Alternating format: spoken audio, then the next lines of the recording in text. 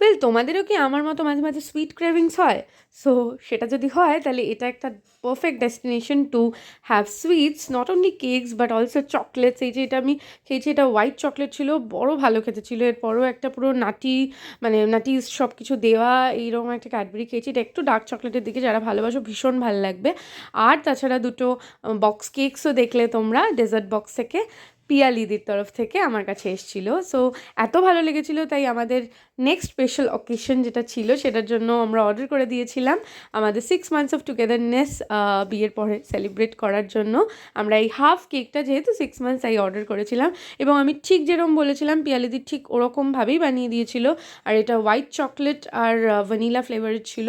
আমরা ভীষণ ভালো করে খেয়েছি, দারুণ করে সেলিব্রেট করেছি। তাই তোমাদেরও যদি কোনো স্পেশাল অকেশন থাকে তাহলে এই ডেজার্ট বক্স বাই পিয়ালির থেকে তোমরা অর্ডার করতে পারো। নাম্বারটাও আমি দিয়ে দিলাম। দেখা হচ্ছে খুব তাড়াতাড়ি। টাটা।